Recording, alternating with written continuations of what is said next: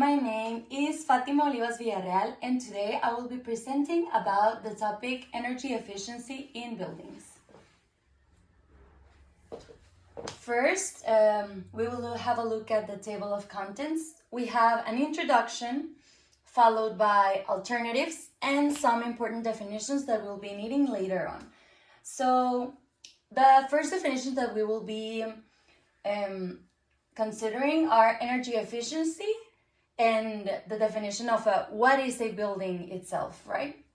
We will also be talking about some important concepts such as thermal comfort, and then we will get on with the more important topics such as some strategies that are used to increase energy efficiency in buildings.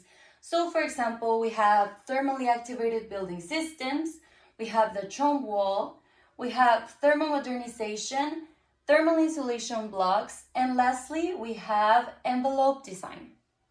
And that will be followed by the conclusion and the references.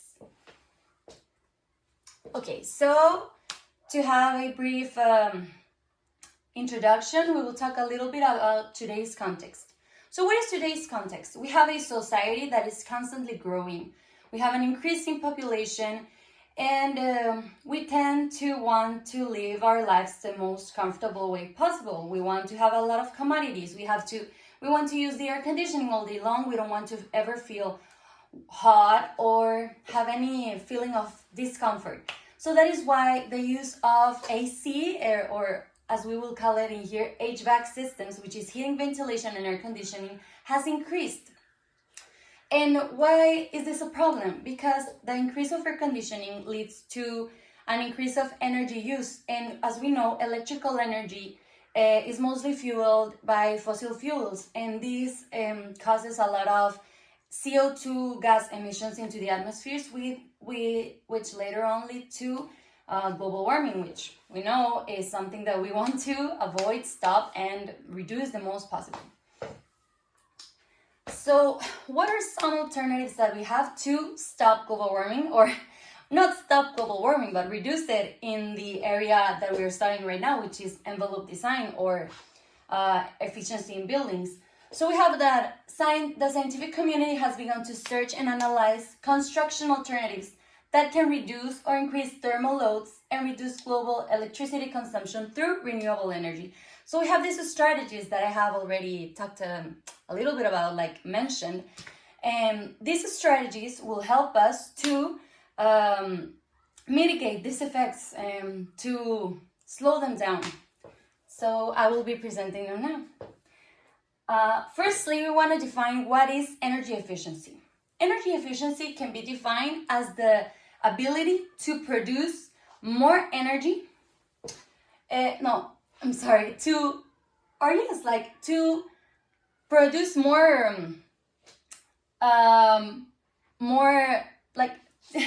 we have an amount of energy, and when we make our system more efficient, we can produce more things with that same amount of energy.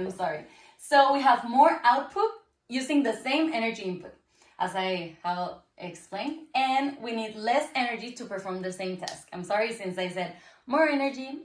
Yeah, that was like a tiny mistake, but no, it's more output using the same amount of energy. And first, in order for us to say how can we achieve energy efficiency in buildings, we have to define what is a building. So a building is a construction or enclosure made from different materials. And a building is always designed to serve a purpose, whether it is to host people for habitation purposes, or whether it is for it to be a school, a gym for people to work out, or a library. It has a different purpose. And why does that matter? Because according to the different purpose, we have different requirements for thermal comfort that the user will need. And we will define thermal comfort in a little bit of time. So, yeah, buildings are designed for a purpose, whether it is to be inhabited or to conduct other activities. So, we have heat gain in buildings. Well, it can be that we gain heat or we lose heat. And that is important since we want to have thermal comfort, which we will define. But the heat gains in buildings can be caused by received solar irradiance, so in more simple terms, by sun exposure, heat exchange with the outer environment. So we know that heat tends to move from where it is hotter to where it is colder. So we have that the heat will flow in that sense, and also it depends to the geometry of the building and to its orientation. So now we arrive to a really important topic, which is thermal comfort in buildings. So thermal comfort is the user's satisfaction with the thermal environment. So it's a subjective measure, but it can be approximated with a consensus.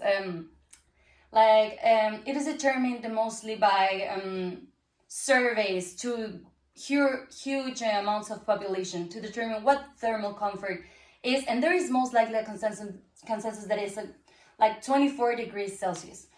So in order to achieve these thermal comforts, users tend to use AC. And as we mentioned before, that leads to an increase in the energy use, increasing costs, and increasing CO2 emissions. So what are some of the alternatives for energy efficiency in buildings? We have air-to-air heat exchanger, we have ventilated roofs, we have thermal insulation blocks, passive design strategies, and thermally activated building systems, which will be explained now. So we have thermally activated building systems. Thermally activated building systems are a system of pipes that are embedded in the structural concrete structure of a building. So the working fluid that goes through these pipes can be either water or air. And it is to either increase or decrease a building's temperature. And it can be combined heating and cooling system. So it is the system that is extremely useful if we want to achieve this thermal comfort using other alternatives other than HVAC systems. So it has some advantages with this that allows for more efficient utilization of energy savings 25% compared to traditional AC. We have high indoor air quality, smaller size than AC, and low maintenance costs. But it also has some disadvantages, such as higher implementation costs. So it has like a higher investment needed at the beginning. And it also is difficult to design. It has a design complexity. And we also have other strategies, such as the Trombe wall. So the Trombe wall is an indirect gain passive solar system, and its function is to supply heating and ventilation in buildings using solar radiation. So this is like an image of the Trombe wall, which is an 8 to 16 inch thick masonry wall. It's coated with a dark heat absorbing material and faced with a single or double layer of glass. So as you can see, this is how it is composed. And what is its function? So the glass is placed about 3/4 to 6 inches away from the masonry wall to create a small air sprays. Heat from sunlight passing through the glass is absorbed by the dark surface, stored in the wall, and conducted slowly inward through the masonry. So it is an excellent tool for when we want heating. So in a building, we want to add heat without using these conventional ways that use electricity. And we have this really intelligent, really smart building design that can allow that. We also have other strategies such as thermomodernization. So thermomodernization is a concept that implies that we want to modernize the thermal appliances that we have already in our buildings, such as replace obsolete heating and cooling sources, use nature-based solutions such as green walls, which consist of adding plants to the surrounding of the environment, which help reduce heat gain, and the modernization or replacement of HVAC systems. So thermomodernization is more like a set of strategies that consist in improving the energy efficiency of a building by having more modern alternatives, such as the one I have already presented. So thanks to comprehensive thermomodernization, it is possible to save 72.30% of thermal energy in buildings, which directly translates into a reduction in operating costs. we also have that by reducing the energy demand consumed, we reduce CO2 emissions. Further on, we will talk about thermal insulation blocks. Thermal insulation blocks enhance the building performance. They have low thermal conductivity, which means that we will have a reduction in the HVAC use. And they are highly considered in hot weather countries, such as the one we are in Hermosillo. Thermal insulation blocks can be a really good advantage for us to use less the AC and consume less energy. We will have with the implementation of these thermal insulation blocks a reduction in the heat that enters the building. So we can achieve this thermal comfort without the need of external devices.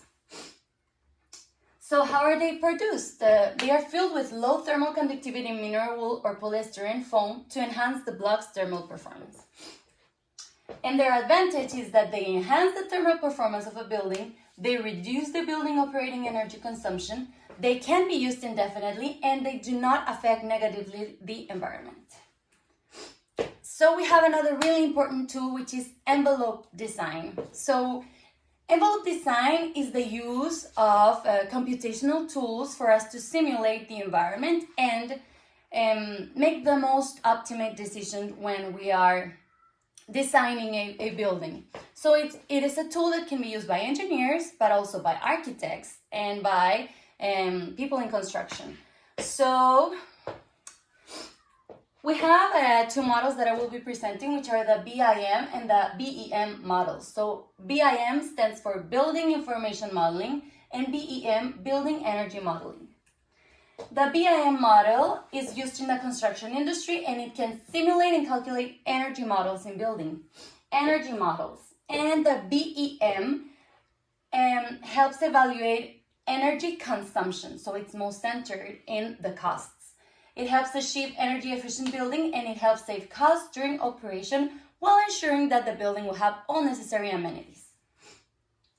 So some recommendations are to integrate the use of both of these tools, BIM and BEM, and also utilizing artificial intelligence for the most optimal design of buildings, which will need less energetic consumption by fossil fuels. So to conclude this presentation, we have that there's an increasing importance of energy efficiency in construction and operation of buildings.